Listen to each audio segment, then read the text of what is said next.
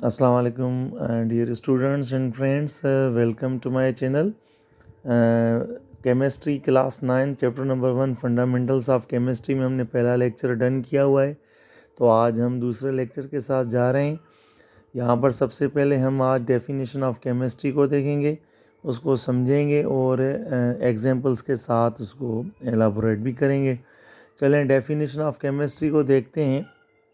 Chemistry जो है is a branch of science, ये हमने पढ़ा था कि साइंस क्या है। साइंस के बारे में हमने पहला लेक्चर किया ही साइंस के हवाले से, तो साइंस का पता चल गया है आपको कि केमिस्ट्री भी एक ब्रांच है साइंस की। एंड केमिस्ट्री में भी ऑब्जर्वेशंस एंड एक्सपेरिमेंट्स के साथ जो है ना चीज़ों को देखा जाता है और गेन किया जाता है, समझा जाता है। तो केमिस्ट्री इसी वजह से द ब्रांच ऑफ साइंस है that deals with study of matter. यानी यहाँ पर अब हम केमिस्ट्री की इस ब्रांच में जो ना मैटर के हवाले से डिस्कस करते हैं। मैटर तो हम पता है किसी भी चीज़ को कहते हैं, लेकिन यहाँ पर सिर्फ मैटर की डिस्कशन नहीं होगी, यानी सिर्फ एज अ मैटर नहीं लेंगे हम केमिस्ट्री में केमिस्ट्री को समझने के लिए, बल्कि मैटर के पूरे फ़िलासफ़ी को समझना है हमने इस चैप्टर में, ठीक है। यानी केमिस्ट्री की केमिस्ट्री की साइंस में तो matter just only not only matter but its structure, यानी मैटर के स्ट्रक्चर को भी समझेंगे, जो भी चीज़ उसके स्ट्रक्चर को। अच्छा, मैटर की कंपोजिशन क्या है, किन चीज़ों से मैटर वो बना हुआ है। उसके अलावा खुसूसियात, मैटर की जो है ना खुसूसियात क्या हैं, प्रॉपर्टीज़ क्या हैं, जिस तरह फिज़िकल और केमिकल प्रॉपर्टीज़ होती हैं इस तरह। और मैटर में चेंजेस भी आती रहती हैं, हम देखते हैं आम तौर पर स्टेट्स ऑफ मैटर में इसको डिस्कस किया जाता है। जिस तरह कोई चीज़ सॉलिड हो, लिक्विड हो या गैस हो, तो ये चेंजेस भी मैटर में आती रहती हैं, ठीक है। अच्छा, उसके अलावा और चेंजेस, जिस तरह हम दो आम सी चेंजेस का पढ़ते आ रहे हैं शुरू की क्लासेस से 6, 7, 8 में, जो जनरल साइंस में, कि एक चेंजेस जो होती हैं वो रिवर्सिबल होती हैं, एक होती हैं इरिवर्सिबल चेंजेस, ठीक है। तो इसके बारे में हम आगे पढ़ेंगे।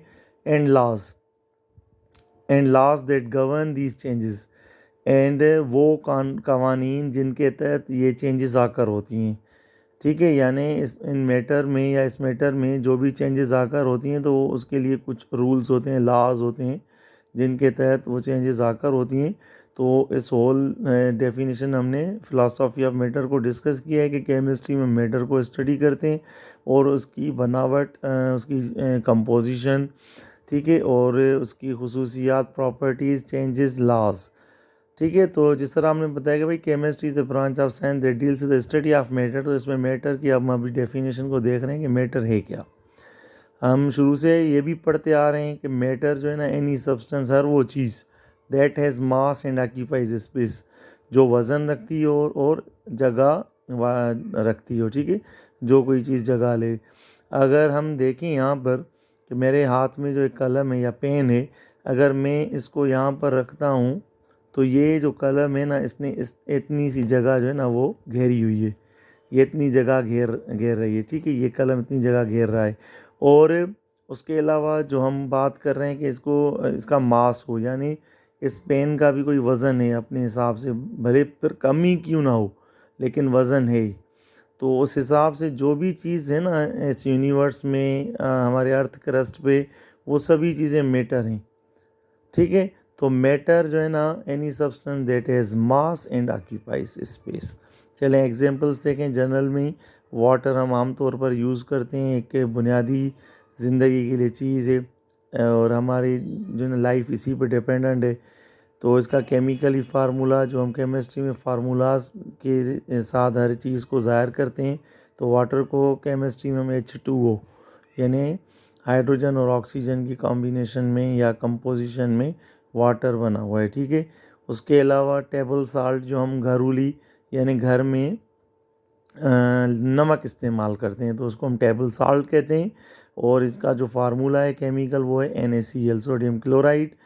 और इसी तरह एक मीथेन गैस है, जिसको हम आमतौर पर घर में यूज़ करते हैं पकाने के लिए, खाना पकाने के लिए, तो उसका केमिकली फार्मूला या केमिस्ट्री में उसको CH4 कहा जाता है, एट्सेट्रा। इस तरह बहुत सारे मैटर्स हैं जो हम यहाँ पर चंद ही को डिस्कस कर सकते हैं।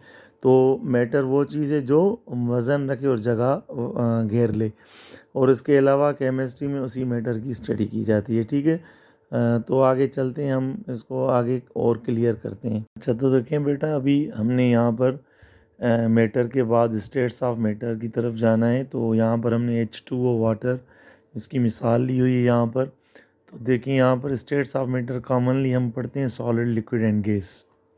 और इसके अलावा अभी हम अपने कोर्स में प्लाज्मा और BEC को भी डिस्कस करेंगे इंशाल्लाह चैप्टर नंबर 5 में। ये दो जो ब्रांचेस हैं, एक प्लाज्मा और एक ये BEC, जिसका जो फुल फॉर्म है बोस आइंस्टाइन कंडेंसेट। ये दो साइंटिस्ट यानी बोस, सत्येंद्र बोस इंडियन थे, और आइंस्टाइन, अल्बर्ट आइंस्टाइन मशहूर नाम है।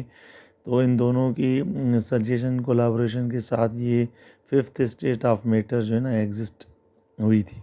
तो प्लाज्मा और BEC को हम चैप्टर नंबर 5 में डिस्कस करेंगे इंशाल्लाह। यहाँ पर स्टेट्स ऑफ मैटर देखें, solid, liquid and gas. H2O के हवाले से हम देखते हैं सॉलिड।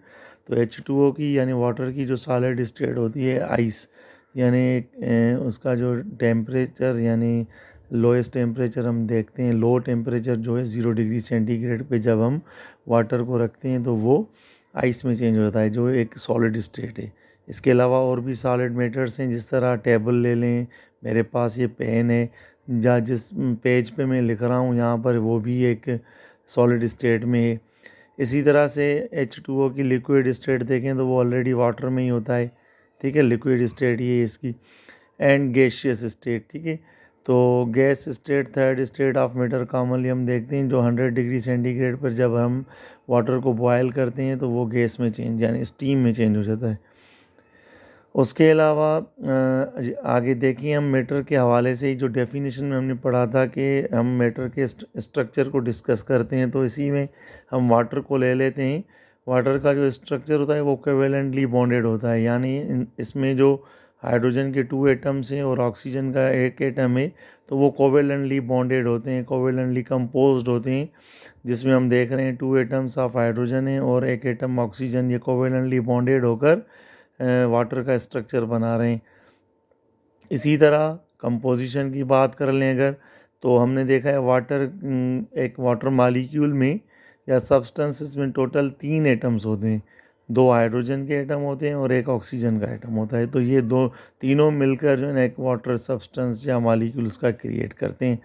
उसके अलावा प्रॉपर्टीज़ को देख लें, यानी प्रॉपर्टीज़ ऑफ मैटर में हम वाटर ही को देख लेते हैं कि प्रॉपर्टीज़ एक तो 2 किस्म की हम आम तौर पर देखते हैं, केमिकल प्रॉपर्टीज़ और फिज़िकल प्रॉपर्टीज़।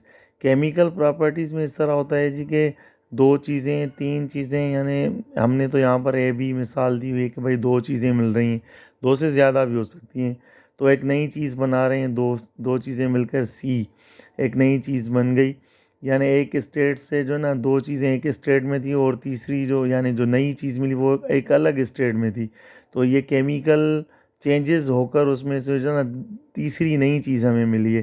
जिस तरह हम वाटर ही को ले लेते हैं कि हाइड्रोजन और ऑक्सीजन दोनों जो आपस में कंबाइन होकर वाटर बना रहे हैं, एक उसमें जो कंडीशन अप्लाई हो रही है, एक इलेक्ट्रिक करंट या स्पार्क देकर दोनों गैसेस को एक नई चीज़ मिल रही है हमें, जिसे हम वाटर कहते हैं। ये जो हमने 2 यहाँ पर लिखा हुआ है, ये यहाँ पर लिखा हुआ है, ये हम आगे चल कर पढ़ेंगे कि इनका क्या फंक्शन है। कोएफिशिएंट्स हम इनको कहते हैं या नंबर ऑफ मोल्स कहते हैं। उसके अलावा प्रॉपर्टीज़ में दूसरी जो प्रॉपर्टीज़ की किस्म है वो है फिज़िकल प्रॉपर्टीज़ होती हैं। जिस तरह हम प्योर वाटर को ही ले लेते हैं, जिस तरह H2O, तो उसमें देखें हम देखने में जो प्योर वाटर होता है वो कलरलेस है, और पीने में कोई बदबू नहीं होती तो ऑडरलेस कहते हैं। अच्छा, उसके अलावा हम जो प्योर वाटर पीते हैं उसका कोई टेस्ट नहीं होता तो वो टेस्टलेस है, देखने में ट्रांसपेरेंट होता है, और हम उसको अगर छूते हैं तो वो गीला सा महसूस होता है। तो इसी तरह ये जो है ना होल डेफिनेशन थी जो केमिस्ट्री की, उसके हवाले से हमने मैटर को भी डिस्कस किया, उसकी एग्जांपल्स, और हम डेफिनेशन को उसके जो है ना पॉइंट्स के हिसाब से हमने एग्जाम्पलाइज भी यहाँ पर किया है।